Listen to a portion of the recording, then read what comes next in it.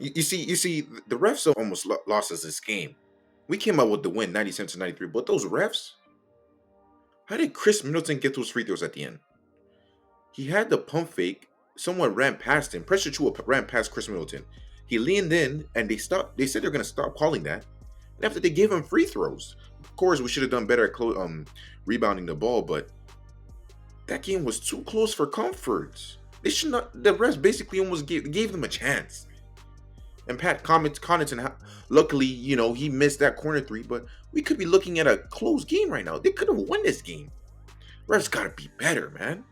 The amount of fouls that we got compared to them, it's just horrible. The fouls were 24-12. We had double their fouls. Siakam foul trouble. He fouled out. Scotty Barnes foul trouble. Like they were getting so much more calls than us. And Bobby Portis went to the line like 9 times. He went to the line as much as our whole team did. Refs were horrible this game. Just bad refereeing. But enough of the bad things. Enough of the bad things. Let's talk about the good things. Fred VanVleet, man. Fred VanVleet. That guy was big for us. That guy had like 25 points in the second half. He was the reason we won this game. He was our instant offense, and you just saw the team. When Fred VanVleet was on the bench, we just looked out of sorts. We looked horrible. We had no direction. We just weren't clicking. When Fred VanVleet came in, beginning of that fourth quarter, automatic switch, automatic instantaneous switch. And when you see that, Gary Trent had a bad game. When you see that instantaneous switch, no wonder he was ranked top 5 in impact on our team. Of course, I don't like him playing the most minutes in the NBA, but the Raptors need him. Unless we get some veteran guard from in the bench that's not Goran Dragic, Fred VanVleet is going to continue playing these big minutes, and it shows how impactful he is. He had the assignment of guarding Drew Holiday, and even though Drew Holiday got the best of him in the first half, I can't even lie. Drew Holiday was cooking him in the first half, defensively and offensively. He came in that second half. He ran hard in screens, popped threes. He made 5 of 10 threes. Most of the time when he shoots 10 threes, he's not shooting 50%. He had a great game today. A great game. Scotty Barnes, he wasn't as assertive at the end as I would have liked. He only had 9 shots. But that shot in that fourth quarter where he had Pat Connaughton in the post, he did a turnaround rainbow jump shot. I was looking at him just like, wow. He made a couple threes. He made 3 threes. He's been shooting well from threes the past 2 games. I mean, it's a small sample size, but he's been shooting with confidence. He had that Dirk fadeaway, one-legged shot. He had a great game as well. And Precious Chua, although he can't make any layups when he's rebounding the ball, offensive rebounds, points in paint, he just can't make any layups. Like he's one of the worst finishers in the league, And as their center, that's crazy. And even though he played, he wasn't scoring. I can't even lie. He had a big block at the end on Chris Middleton. A big block in transition. I think Chris Middleton and Drew Holiday. No, Drew Holiday. A big block that led to a 3 on the other end for us. He had a big block for us. And he played decent. Like, I must admit, he was getting crucial offensive rebounds. He was passing it when he needed to. His offensive wasn't there, but he took advantage of little guys. And he made that 6 points and 8 rebounds look real good. I can't even lie. It was one of his better games. Gary Trent, first game from injury, 3 for 16. He couldn't buy a bucket. He had that big 3 in that fourth quarter, but he could not buy a bucket. He was a walking brick out there. A walking brick. The bench came in, gave us great minutes. Watanabe, great minutes, great 3 at the end of the in the fourth quarter when Siakam was on the bench for foul trouble. Banton came in, gave us good energy, good defensive, but we were lacking in defense. Sometimes we let open shots just fall in. Like, I don't know why sometimes we leave the corner open, and it looks like we're the team that allows the most open shots, open 3-point shots, and it's just not acceptable. It's not acceptable. It's not acceptable. But we came out with the win.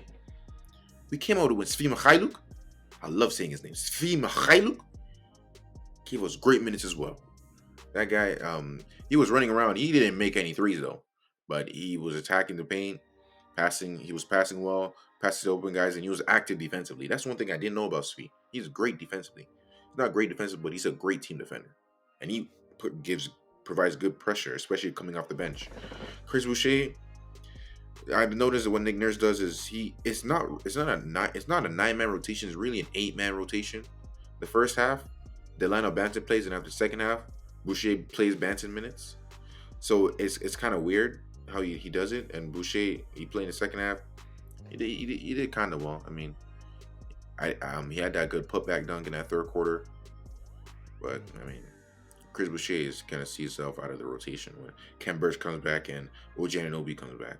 But this game was great, man. Great defensive effort in that ending of that fourth quarter.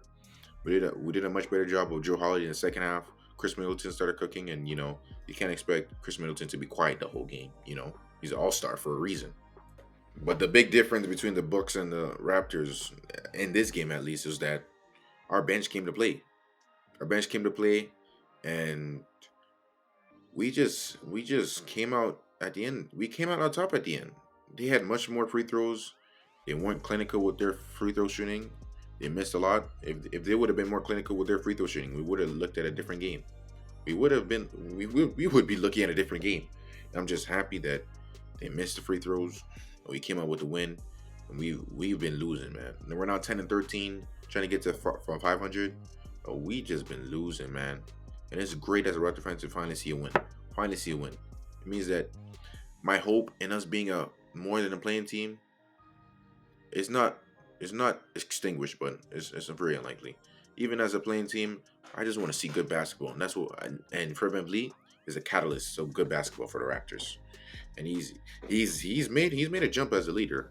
I have to admit that his turnover ratio hasn't been good this season as a whole, but you're gonna deal with some growing pains because this is the first time he's gonna be the lead guard. So this season, I expect him to be better next season. I expect next season to be the best season of his career because he's gonna know how to run a team.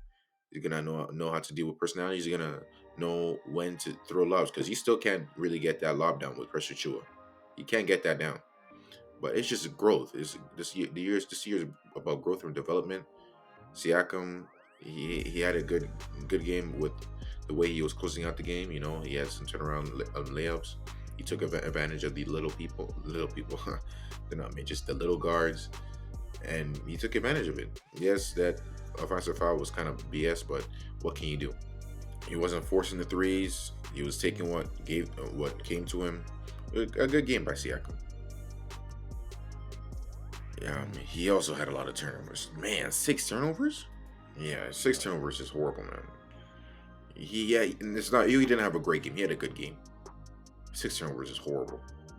He had that travel at the end, the costly turnover. Yeah. He had a good game. He had a good game though. If you like the video, comment, subscribe. Raptors 10-13. We're kind of trying to get 500, and then we go up from there. We out. Peace.